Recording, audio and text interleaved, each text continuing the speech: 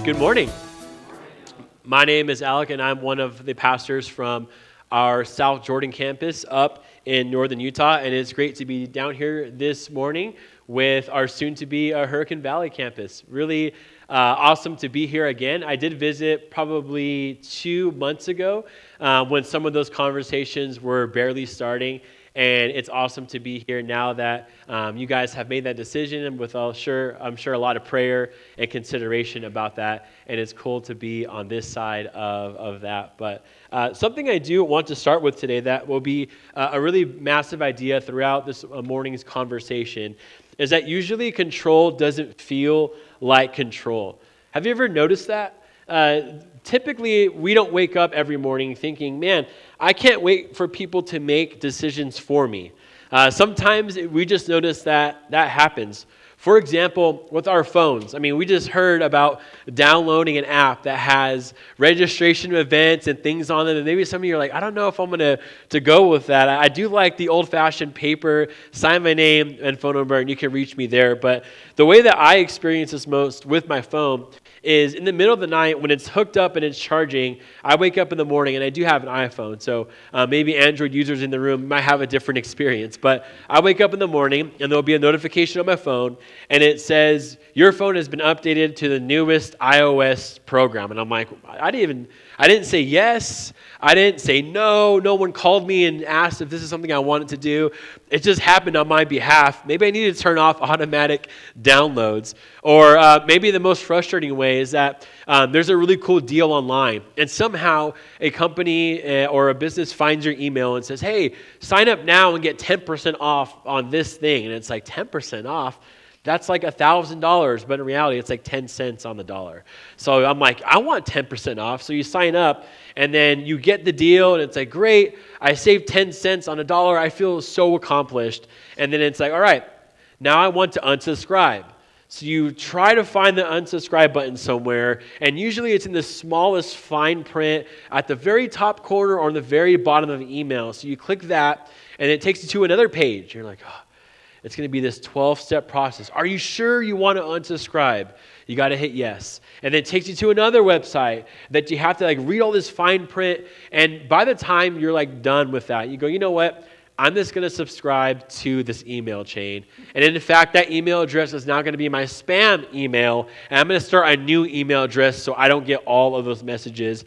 And it keeps going. If any of you do have a problem with my sermon this morning, you can email Alec_Alvarado7. I promise you it's not my spam one. It's the one I'm going to definitely reply to. But maybe that's what you've experienced in your life when it comes to control, is that whether it's an email subscription or it's something within our nation, it doesn't usually hit us right in the face directly. It's usually very subtle, and sometimes it's just a small inconvenience, just enough to where we go, you know what, I'm not going to fight against it. I'm not going to go against the current. I'm just going to go along. And some of you might have heard a very familiar phrase that says this: go along to get along. The system usually isn't this really big, bold, loud, obvious things. Sometimes it might be. And maybe for us in the room that experienced COVID in California, you can maybe say there are moments where the system was definitely up in my face. But sometimes it's a little bit more quiet. And it's in businesses, we see it in political systems, and even in religious systems, this small way of gaining power slowly and surely until we get to a place that we go, how did this happen? How did I lose control over these things? So here are 5 ways to really easily spot a control tactic playing out in our lives, whether that's on a small level for subscriptions or a larger level. But the first way that it happens is controlling reality by telling us this is what is true. This is what reality looks like. This is what reality looks like. Whether that lines up with reality or not, it starts off by saying, here is a new picture. A second way is by controlling fear. It's to say, if you disagree, here's what that looks like. Here's the path you're going to be walking down. Here's how you're going against the grain. And people are going to recognize that and see you as being different. Controlling identity. Now this is who you are allowed to be in this system, in this reality that they pose to you. This is the option for you. Then it goes down to controlling behavior. Here is how we function in this new reality or this way of living life. And then lastly is control community. This is who approves. And if you follow those steps and if you look the part, you're probably going to be welcomed into this community. But if you disagree, if your life looks different, then you're probably going to feel lonely. You're going to feel isolated, and you're not going to be a part of this movement. So let's just stay in. It's so much easier to go with the flow than it is to go against the grain. But what's interesting is when we look at the Bible, especially when Jesus in the New Testament, in the 4 Gospels, we see Jesus actually talk about what it looks like to be a Christian and how there are times and moments in life that we actually experience going against the grain. We see a wonderful example of this in Matthew chapter 10, verses 17 through 20. It says this, "Be on your guard. You will be handed over to the local consuls and be flogged in the synagogues. On my account, you will be brought before governors and kings as witnesses to them and to the Gentiles. But when they arrest you, do not worry about what to say or how to say it. At that time, you will be given what to say, for it will not be you speaking, but the Spirit of your Father speaking through you." But what's interesting about this is we can first off notice that Jesus says not if, but when. When this happens, here is what the Spirit is going to do. Here is how the Spirit is going to speak through you during those moments. Now, first off, this isn't a get-out-of-free-jail card where maybe you are acting a fool out in Target and somehow get arrested. They're like, man, I'm just being a Christian, and I'm going to fight against, the authorities, or I'm going to fight against this way of life. That's not what Jesus is saying here.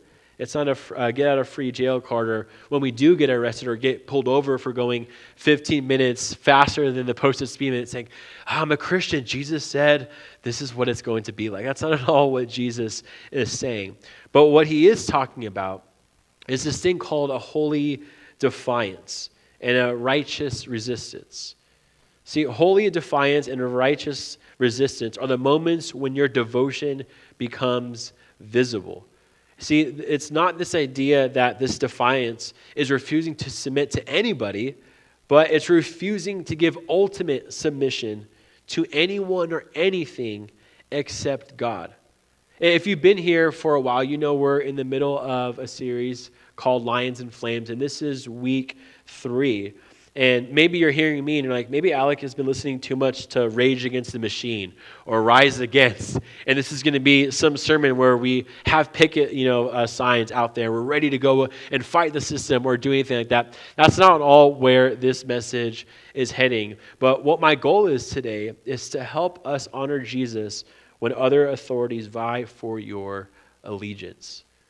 When systems, authorities, whether that be political, religious, or something else, tries to come in and tell us something different than what we see in God's word. I would love to encourage you and help you honor Jesus in those moments. If you were here last Sunday, we got to see this play out in a very real way, where Daniel and his friends were put in the situation where King Nebuchadnezzar in Daniel chapter 2 had this dream. And his dream had him worried about his power and his reign and his rule. He thought ultimate control was the way to have peace in his life, was the way to experience true joy. But we know that doing life with God, following Jesus in the way that he showed us what real power looks like, it actually is not control at all. It's this beautiful picture, and instead of holding our fist closed, the term I've always heard is called white knuckling it. I mean, I'm just going to do this, I'm going to power through until I get the result that I want. But when it comes to following Jesus, we see a beautiful model of us opening up our hands and saying, Jesus, I trust in you. I trust you are going to see this through. I trust you are going to get me to the next season of life or whatever situation you find yourself in today.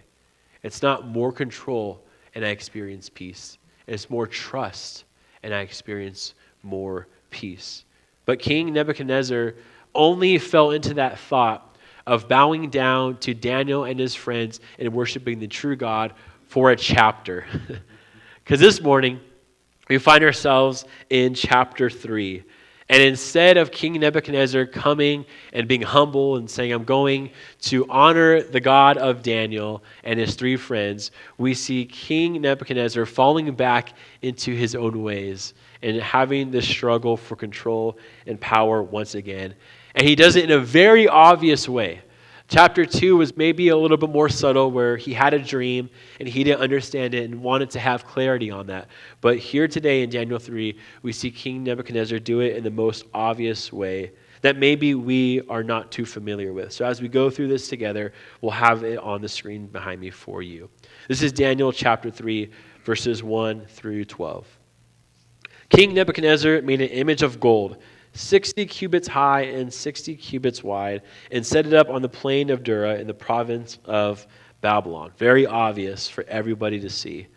He then summoned the satraps, prefects, governors, advisors, treasurers, judges, magistrates, and all the other provincial officials to come to the dedication of the image he had set up. So the satraps, prefects, governors, advisors, treasurers, judges, magistrates, and all the other provincial officials assembled for the dedication of the image that the king Nebuchadnezzar had set up, and they stood before it. Then the herald loudly proclaimed, "Nations and peoples of every language, this is what you are commanded to do. As soon as you hear the sound of the horn, the flute, the zither, the lyre, the harp, pipe, and all kinds of music, you must fall down and worship the image of gold that King Nebuchadnezzar has set up. Whoever does not fall down and worship will immediately be thrown into the blazing furnace."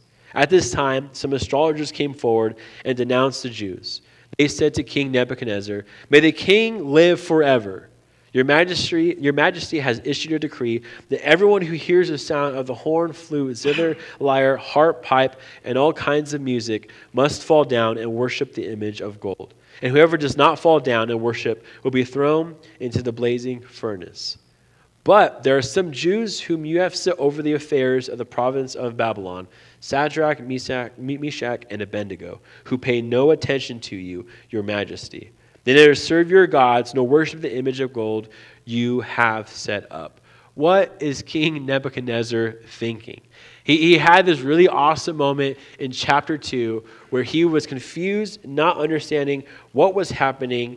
I need some clarity. There's this dream. God, how do I move forward? God meets him through Daniel and his three friends. What happened to him? And this is an image of probably what the statue looked like. Huge, impressive, a very loud and proud way to establish your reign and rule and to let people know who is in control. That's King Nebuchadnezzar right there. And what's interesting is he adds music to this moment. I know music kind of helps us do things more often. I typically don't find myself going to many concerts, but I am more of a football fan. And throughout games, by the way, I'm a Seattle Seahawks fan, so I'm pretty proud of that.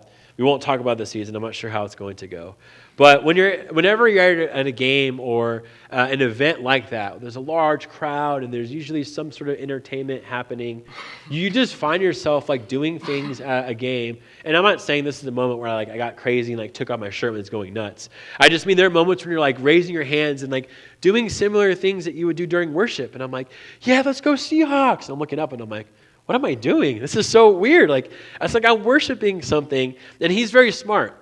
He wants to make this big, bold, loud moment easier for people to follow along by having music and instruments, because we know that music and sound just kind of does something to us. It communicates things that maybe without those things there would be some hesitancy to bowing down and honoring this image that King Nebuchadnezzar put up. And then he says very proudly, if you choose not to worship, the punishment is death. The punishment is to be thrown into this furnace. And what we see here happening is that it's really a control tactic. It's this idea that here's the way to live life. And if you live life according to these rules, if you follow this direction, if you bow down and go along with this new path, then life will be good. Things will be provided for. Things will be given to you. But if you go against it, man, there's going to be a lot of things that aren't going to go right. You're going to feel as if you're missing out on something. Things will not be as easy for you, and life itself will be more difficult for you. So with those pressures, and we've experienced maybe some of that in our own nation, but we can easily look back on history and see how other people have done some pretty horrific things because they're just following along. We've seen it on the maybe more extreme side with Nazi Germany and Stalinist Soviet Union. Of course, there were leaders in power who were very evil and wanted to carry out some horrific and terrible events. But then you have average Joes, people that were within that political system, were within that nation, and maybe we're on board with what their leader was saying at the time, but we're feeling this pressure of, man, that's really scary because if I don't bow down, if I don't follow along with this new way of life that's being put in front of me, you join or you burn. Man, what do I do? And we've seen people who have just wanted to go along with the flow, to go along to get along, have been on board for some pretty horrific things because of this idea, because of this pressure. And we see it used by King Nebuchadnezzar, as he has this beautiful giant statue made of gold, showing this power at hand, showing this wealth in front of people, but also saying there's a very serious punishment if you do not bow down before me. If you do not go along with this new way of life, there is a consequence. So we have one of the king's wise men essentially rat out Daniel and his friends. Hey, you have put forth this decree. You have established this new way of life, and there are some people who are not willing to go with it. You need to have punishment come their way. They won't bow. And I'm sure, as you can imagine, King Nebuchadnezzar is furious over this. And this is how he responds to their rebellion. This is Daniel 3:13-18. Furious with rage, Nebuchadnezzar summoned Shadrach, Meshach, and Abednego. So these men were brought before the king. And Nebuchadnezzar said to them, "Is it true, Shadrach, Meshach, and Abednego, that you do not serve my gods or worship the image of gold I have set up? Now, you hear the sound of the horn, flute, zither, lyre, harp, pipe, and all kinds of music. If you are ready to fall down and worship the image I made, very good. But if you do not worship it, you will be thrown immediately into the burning furnace. Then what God will be able to rescue you from my hand?" Shadrach, Meshach, and Abednego replied to him, "King Nebuchadnezzar, we do not need to defend ourselves before you in this matter. If we are thrown into the blazing furnace, the God we serve is able to deliver us from it, and he will deliver us from your majesty's hands. But even if he does not, we want you to know, your majesty, that we will not serve your gods or worship the image of gold you have set up." So before we look at their response, what I want to do is kind of talk about what this authority system tries to promise. It's this promise of rescue, that we will save you. So it's not ultimately this goal of obedience. It's a goal of dependence. Saying, if you depend on me, if you rely on me for life and everything in it, I can save you. In this story, King Nebuchadnezzar might be able to save Daniel and his three friends from being thrown into the furnace and losing their life. But what those four gentlemen understand is that there's something greater at play here. Yes, Nebuchadnezzar can save them from that punishment. But when it comes to sin, when it comes to death, there is only one person that can truly and ultimately save them from that. And it's not King Nebuchadnezzar. What they understand is that it's God who can save them from their deepest need. And we talked about that last Sunday, of having that in Jesus. That Jesus has ultimately saved humanity from death, from sin. And he is the only one that can deliver us from that. No other man, no other religious system, or anything that this world has to offer can save us from that. But even in that truth, they stand up, they are bold, they are confident, and they are trusting in God. And they say, our God can deliver us from the fire. But even if he doesn't, he is still going to be with us. And it was so beautiful that we sang that song talking about that we are able to have rescue. And even not, we know that God is going to see us through. And what we see then is they break this system at multiple levels. And here is how they do this. They show this righteous resistance by first going up against the truth that was presented before them. But they did it in a way that wasn't with the flow. They said that here is the real version of reality. And they chose to reject any other version than that. Yes, Nebuchadnezzar, you think this is the new reality, but our God has ultimate reality. They also rejected fear by being in control of the threat of suffering. He was very clear on what happens if you choose not to follow his decree. And they choose to stand strong even though that was presented before them. They even rejected isolation and saying everyone else has bowed down, but only us four have not went with the flow. We are going to reject individualized faith, and we are going to stand strong. We are not focused on being isolated. And then when it comes to identity, their ultimate identity did not come from the nation that they were in or who was at reign or power during that time. It comes from God. So when you have another person offering identity to them, they would say, no, that goes against the ultimate truth. We are going to decide how God identifies us. And their purpose, rejecting apathy. So just going along because everyone else is, and I don't want to be this person. I'm going to stand strong. And they stood strong on value. That my life is ultimately not worth more than God. Surviving this punishment, living life for over a couple more years is really not worth abandoning my God and the joy and the peace that comes through a relationship with him. And we have a more recent picture of this righteous resistance. In 1555, there was a gentleman that actually stood up against the Catholic Church during this time. And his name was Hugh Latimer, and with Nicholas Ridley and Thomas Cranmer. What they were tried for was heresy in Oxford. And they refused to recant his Protestant beliefs. So he was going up during the biggest church in history, and he was facing it saying, I am not choosing to abandon my Protestant beliefs.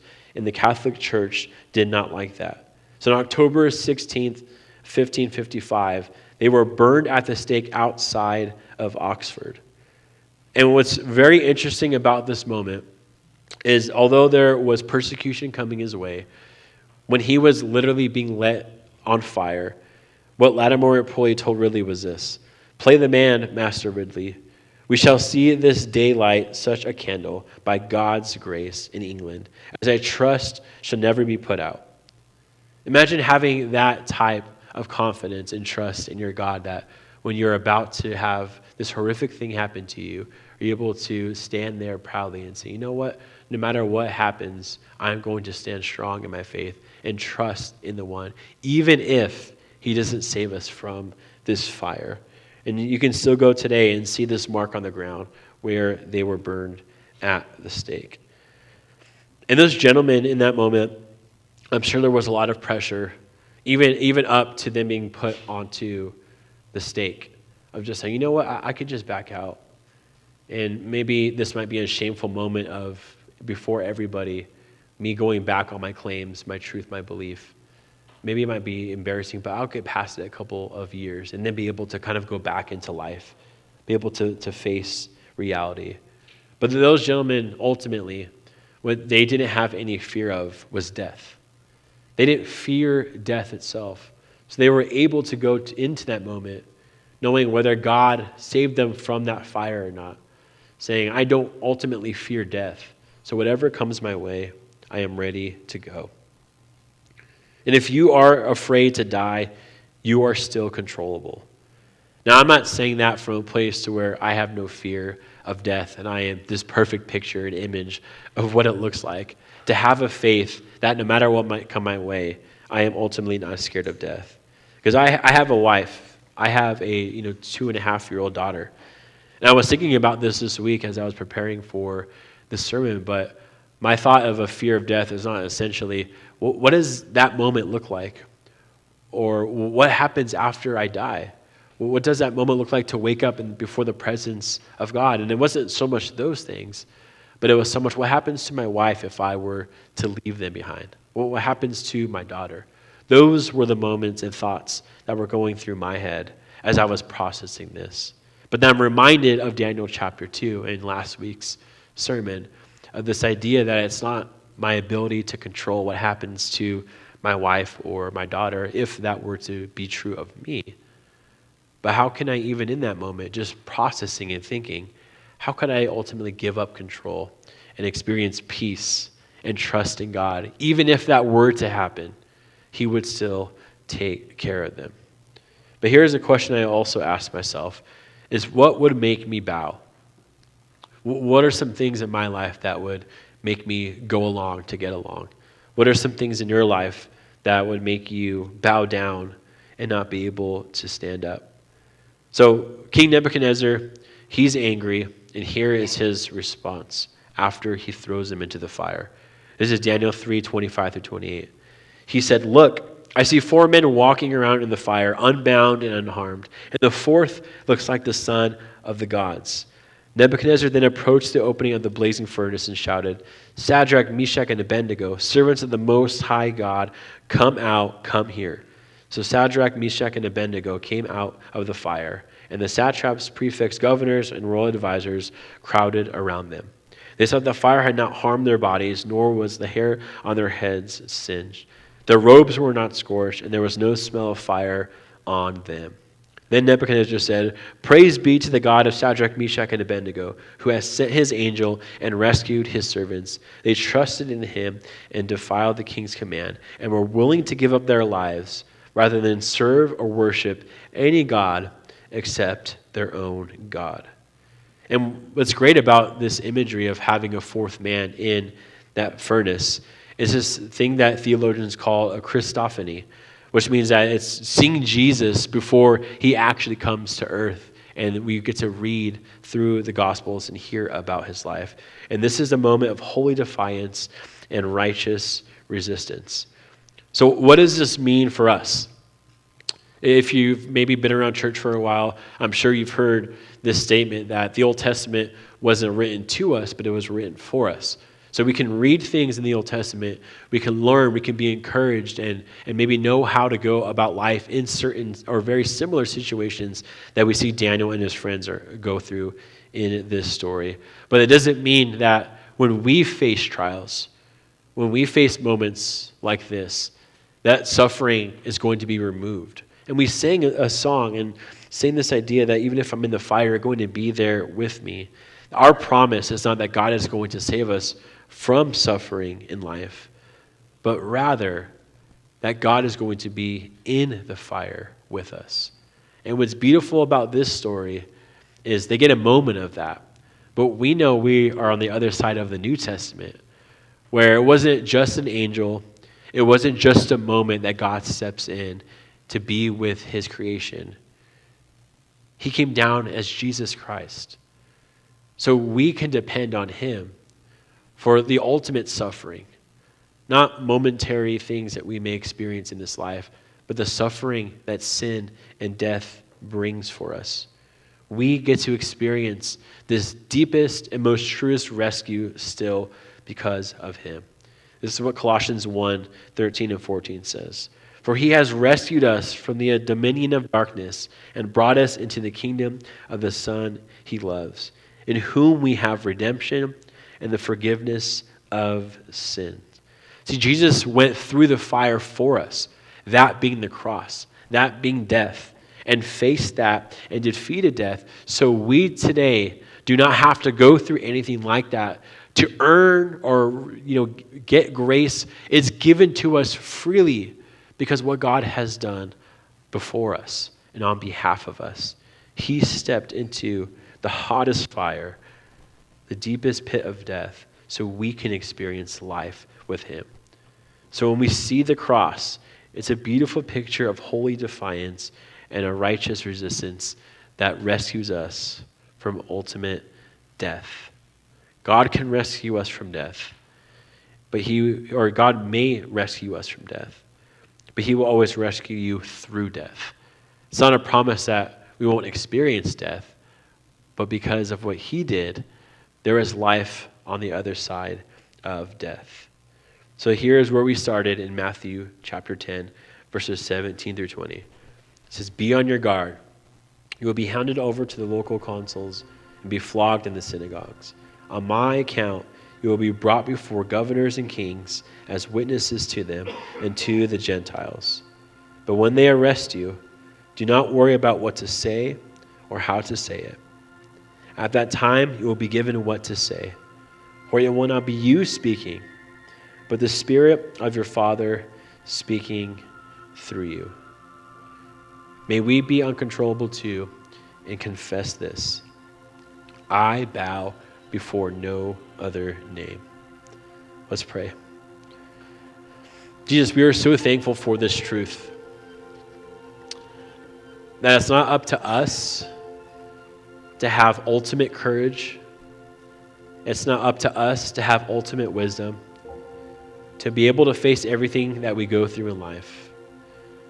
We don't have to muster up the courage, the will, the strength. There are situations that sometimes we just can't face. We just can't have full control over. And if we don't have you, that is a very hopeless truth. But we are so thankful that because of what you've done on the cross for us, it enables us to have a relationship with you, where instead of having control and power over all these situations that we face in life, we can let go of that grip and find peace, find rest, and trust in you. That not that you're going to save us from the consequence or from the fire, but you're going to be there with us in it and through it. Whether we do come out on the other side of that or we end up face to face with you, you give us the truest thing of all, which is life through death, not because of me, not because of anyone in this room, but because of what you have done on the cross. So we are so thankful for that ultimate truth that we get to rest in and help us face the things that we experience in life that are very similar to Daniel and his friends of what they went through. We are so thankful for this church that encourages us and reminds us of that every single week, to be able to go out into the world and face the things that we face. Jesus, we are so thankful for the Holy Spirit that is given to us to help us in these moments, to say what we need to say and respond how we need to respond. Help us rest in that truth, so when we face situations like that, we are not stressed, we are not worried, but we are confident because of you. Jesus, I thank you so much for this truth. We love you and we pray this in your name. Amen.